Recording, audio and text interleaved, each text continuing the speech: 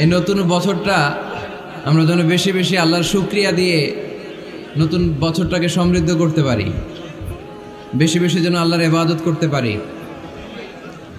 নতুন বছরে আমরা শপথ নেই আমরা যেন অন্তরে হিংসা লালন না করি, বিদ্বেষ লালন না করি, আমরা নিজেরা যেন কাদা ছোড়াছুরি না করি, আমরা যেন মিলেমিশে একসাথে একাকার হয়ে যাই। আল্লাহ তুমি কবুল করো, আমরা পড়ি আমিন। 60টা জিনিস মানুষ মরে যাওয়ার পরে তার কবরে পৌঁছতে থাকে।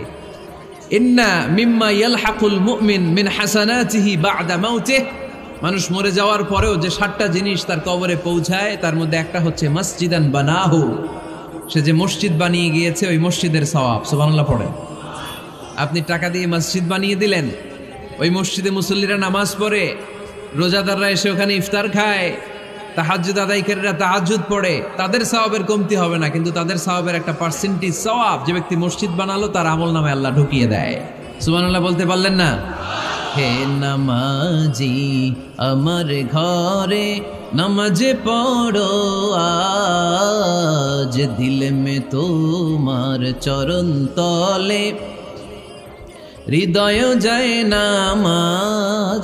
হে নামাজি আমার ঘরে নামাজ পড়ো আজ, দিল মে তোমার চরণ তলে হৃদয় যায় নামাজ। পড়েন আল্লাহু আকবার।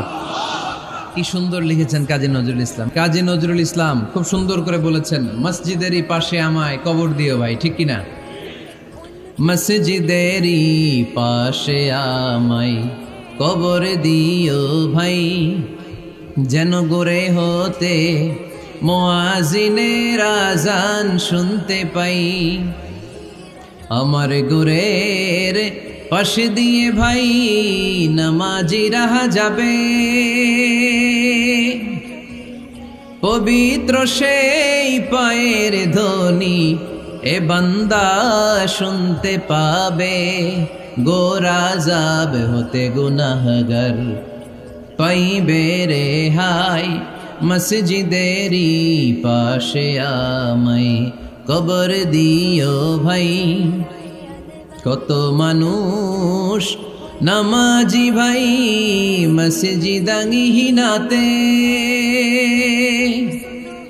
আল্লাহর নামের জিকির করে লুকিয়ে গভীর রাতে। আমি তাদের সাথে ওই আল্লাহর নাম জপতে চাই, আল্লাহর নাম জপতে চাই। পড়েন সবাই, মসজিদেরই পাশে আমায় কবর দিও ভাই, যেন গোরে হতেও মুয়াজ্জিনের আযান শুনতে পাই। চিল্লায় পড়তে হবে আমিন। কি দরদ ছিল আমাদের জাতীয় কবি কাজী নজরুল ইসলামের, মসজিদের পাশে আল্লাহ তুমি আমার কবর দিও। আল্লাহ এই দোয়াটা কবুল করে নিয়েছে, ঠিক কিনা? ওনার কবরের পাশে মসজিদ আছে না নাই? আছে। এজন্য মসজিদের সাথে সম্পর্ক জুড়ে দেওয়া এটা ইমানদারের আলামত, আর মসজিদকে ঘৃণা করা এটা মুনাফিকের আলামত। এজন্য আমরা যেন আমাদের হৃদয়টাকে মসজিদের সাথে জুড়ে দেই, মসজিদের সাথে যেন সুসম্পর্ক থাকে। মসজিদ সবার, মসজিদ নিয়ে দলাদলি নাই। দলাদলি আছে অনেক জায়গায়, হানাফি মসজিদ, আহলে হাদিস মসজিদ এরকম আমরা দেখি বা শুনি, এটা ঠিক না। হানাফি মসজিদ বলে কোনো কথা নাই, আহলে হাদিস মসজিদ বলে কোনো কথা নাই। মসজিদ সবার। ছোট্ট খাট্ট বিষয় নিয়ে মসজিদে মারামারি, একজন হাত তোলে আরেকজন তোলে না, কিলাকিলি আছে না নাই? একজন বলে জোরে আমিন, আরেকজন আস্তে আমিন, মারামারি আছে না নাই? এগুলো কি মারামারি করার কোনো বিষয়? কথা বলেন। সালাতে ফরজ আছে, ওয়াজিব আছে, সুন্নাহ আছে। খেয়াল করে বুঝবেন, ফরজ যদি নষ্ট হয় সালাত ভঙ্গ হয়, you have to repeat your সালাহ। ওয়াজিব নষ্ট হলে সালাত ভঙ্গ হয় না, নতুন করে পড়া লাগে না, সেজদায় সাহু দিলেই সালাত আদায় হয়ে যায়। আর সুন্নাহ নষ্ট হলে নামাজ নষ্টও হয় না, নতুন করে পড়াও লাগে না, সৌ সেজদাও লাগে না, নামাজ আদায় হয়ে যায় সুন্নাহ নষ্ট হলে। এই যে হাত তোলা না তোলা এটা সুন্নাহ, আমিন জোরে বলা না বলা এটা কি সুন্নাহ। যেটা কোনো কারণে কেউ না করলেও তার নামাজ কবুল করে নিবে কে? আর এই সব সুন্নত লই আমগো দেশে গিলাগিলি। মৌলভীবাজারে মাশাআল্লাহ এগুলা নাই, এখানেও আছে। এগুলার অবসান ঘটুক, আমরা চাই কি চাই না? আর কত এই ছোটখাটো বিষয় নিয়ে আমরা এই বিভেদের প্রাচীর আর দেয়ালকে উঁচু করব আমাদের মাঝখানে? কবে আমরা ঐক্যের সিন্ডিকেট করব? কবে? আর কবে সাদা মনের মানুষ হব? কবে? আর কত? অনেক হয়েছে, আর না, এবার থামেন। বিভেদের প্রাচীরকে ভেঙে চুড়িয়ে দেন। ঐক্যের এমন সিন্ডিকেট করতে হবে যাতে কোনো অপশক্তি এই ঐক্যকে ভাঙতে না পারে, বানচাল করতে না পারে। চিল্লায় বলেন ঠিক কিনা?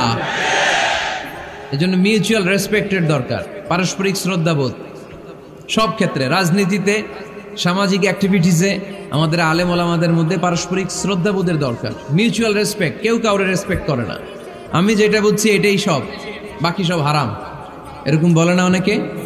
এরকম যেন না করি। তাহলে মসজিদ সবার, মসজিদ আল্লাহর হাবিব সাল্লাল্লাহু আলাইহি ওয়াসাল্লাম খ্রিস্টানদেরকে মসজিদে ঢুকতে দিয়েছেন, আর আমরা মুসলমান ভাইয়ের জন্য মসজিদে তালা ঝুলাই দেই, আছে না নাই? আল্লাহর হাবিব সাল্লাল্লাহু আলাইহি ওয়াসাল্লাম কোথাও গেলেই প্রথমে মসজিদ বানাতেন। কি বানাতেন? মসজিদ বানাতেন। মক্কা থেকে হিজরত করে মদিনায় আসলেন, কোবায় থাকলেন কয়েক সপ্তাহ। কোবা পল্লীতে তিনি মসজিদ বানালেন, মসজিদ কোবা। ওখানে প্রতি শনিবার কেউ যদি ওযু করে ওখানে যে 2 রাকাত নামাজ পড়ে, একটা কবুল উমরার সওয়াব আল্লাহ তাআলা তার আমলনামায় দিয়ে দেয়। মসজিদে কোবা বানালেন। তারপরে মদিনায় এসে মসজিদে নববী বানালেন আল্লাহর হাবিব সাল্লাল্লাহু আলাইহি ওয়াসাল্লাম, মসজিদে নববী। এটা ছিল আল্লাহ রাসূল সাল্লাল্লাহু আলাইহি ওয়াসাল্লামের বৈশিষ্ট্য। কোথাও গেলেই তিনি মসজিদ বানাতেন, মসজিদে নববী। হায় রে, এখন তো কত সুন্দর মসজিদ আমরা দেখি, আমরা যে সালাত পড়ি। আল্লাহর হাবিব সাল্লাল্লাহু আলাইহি সাল্লামের সময় মসজিদে নববী কি এরকম ছিল? কথা বলেন। ফ্লোর ছিল বালুর ফ্লোর।